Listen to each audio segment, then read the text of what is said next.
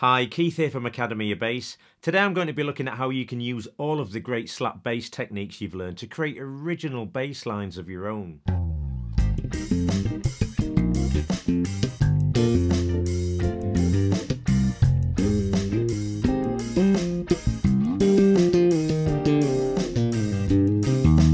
I'm the biggest fan of slap bass. I love the sound, and in particular I love the simplicity of octaves, but I've got to be honest and say that some of the tricks and fancy licks associated with the style leave me a little bit cold sometimes, and it's not because I don't like them, it's much more because you hear them played so often just for the sake of it. And my own mantra for playing slap bass is that you should be able to apply it to any harmony, so it's not just reserved for funk in E and other open keys. And using myself as a guinea pig today, I'm going to be looking at applying slap bass to a chord progression and use some of the many techniques that I'm sure you already know to come up with an original slap bass line. Going to look at the bass line that I've just played, and it's based over a 4-chord progression: A flat major 7 to G minor 7 to F minor 7 to C minor 7. So it's not a vamp, and it doesn't lend itself to the typical repetitive ostinato slap bass line like this or this, which I'm sure are lines that you've heard many times before. It's got some movement to it, and it's a chord progression that's used in lots of tunes. I'm not going to look at the harmony in any detail because there's a PDF for this lesson and it's got everything in it that you're going to need, so make sure you grab a copy of that. In fact, it's worth having that in front of you as you work through the lesson.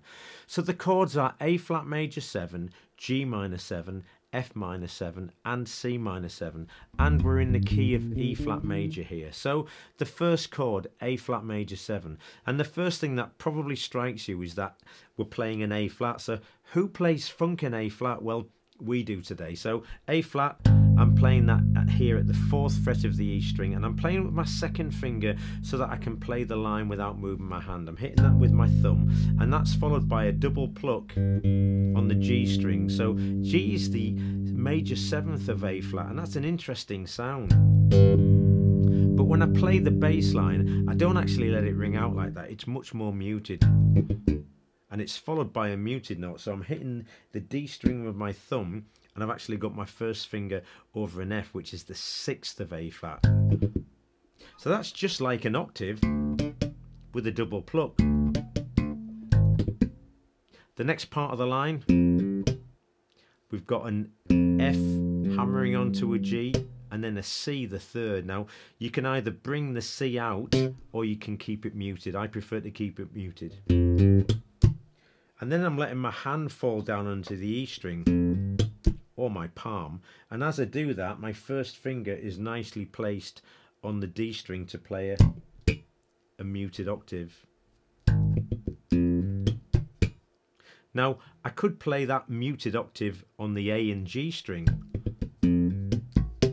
but I prefer the tonal difference when I play it lower. I'm not sure if that's making its way to you, but I can certainly feel it and hear it here.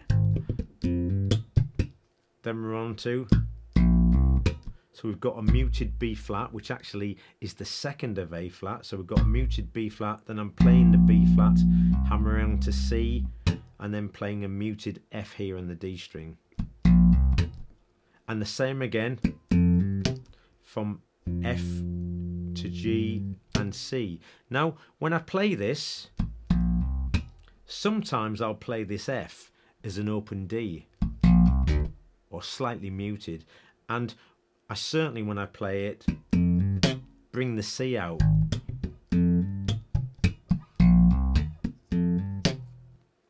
Now on to the G minor 7. So I've got G the root, B flat, the flattened 3rd, and F the flattened 7th that I'm hitting with my thumb, and I'm also bending it just to get a bit of interest out of it. And the next part of this is using a double thumb technique. So it's similar to the way that Victor Wooten plays, but I'm using a slightly more relaxed technique. So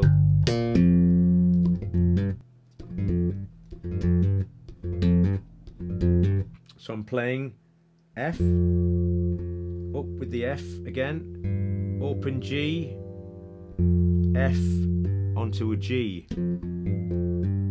Now, when you use a traditional double thumb technique, you tend to use your thumb parallel to the string and your thumb's a bit more rigid so you can get a nice strong sound. But I want something that's a little bit more relaxed, so I've got a slightly different technique. So my thumb is pointing into the string.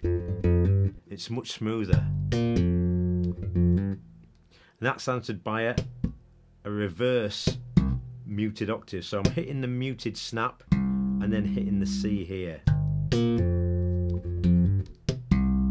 Then it's on to F minor 7. So I'm hitting a thumping big root note here, and then I'm playing. So that's not a slap line at all. In fact, it's a harmonic line, but I am using my thumb to strike the notes. So I'm playing the F, A flat the flattened third, and then I'm pulling off onto G the second. Then it's B flat the fourth, pulling off onto A flat, C the fifth, pulling off onto B flat, and then finally G the second, pulling off onto F the root. And I'm actually, well, I'm sliding into the note, but not in a traditional sense. So I'm not fretting a note and then sliding into it. It's more of a slur. So I'm meeting the thumb. Nice line. Then we've got this reverse octave again. So I'm hitting the snap at the G at the 12th fret, and then the lower octave is anywhere on the A string. Then we're on to C minor 7. So I'm starting with a C root note, and from here I'm jumping up to G here at the 12th fret of the G string, and I'm playing a quick slide between the two. The slide's not really that important, it's just helping me transition between the two notes. Now from this G that I'm snapping with my index finger, follow that with a downstroke with the thumb, and then pull off from the G to the F. The rest of this line is played using a seesaw technique between the thumb and the index finger. So I'm playing downstrokes with the thumb and upstrokes with the index finger. So it's pretty much the same technique that we use when we play octaves. But whereas we dig in a little bit to make sure that we play octaves cleanly, I'm playing a little bit more lightly because I want this to be smooth and fluid. So from the F, playing an upstroke, sliding the F to E flat, downstroke, sliding the E flat to D, upstroke, sliding the D to C, downstroke, sliding the C to B flat, upstroke, sliding the B flat to A flat, and then pulling off to open G.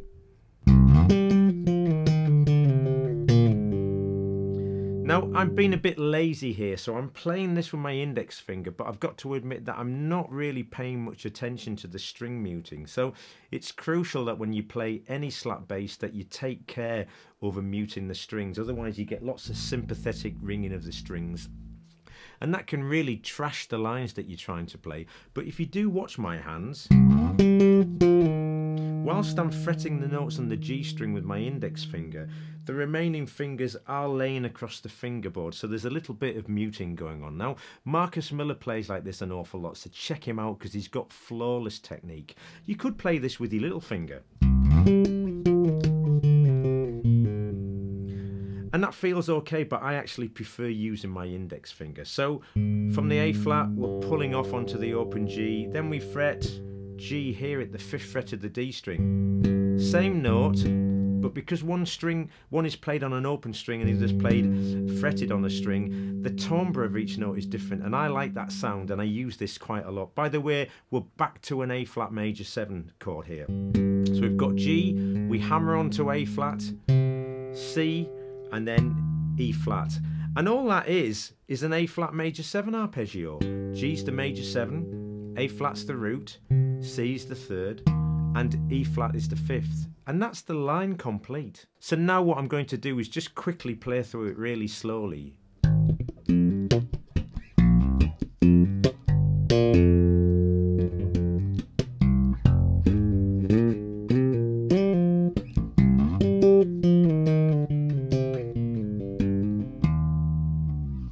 So we've We've applied slap bass to a 4-chord progression, and in these 4 or actually 5 bars of music we've used more than 12 different techniques. Now in order to do this really effectively, of course you need to understand the harmony that you're playing over, and by that I mean you should know the names of the notes on each chord and ideally be able to play them fluently across the neck, and the same goes for the scale that they belong to. And with it being slap bass, of course you need a good command of the techniques, because if you're trying to play anything without the proper control, any of the lines that you're trying to play just won't sound how you want them to. Don't forget to grab the PDF for the lesson, that link's posted below, and let me know in the comments below what you think of this lesson. If you have enjoyed the lesson, feel free to give things the thumbs up, support the channel by subscribing, or hit the bell notification. That way you won't miss out on what I'm releasing every week. Thanks for joining me, look forward to seeing you again, and in the meantime, happy practicing.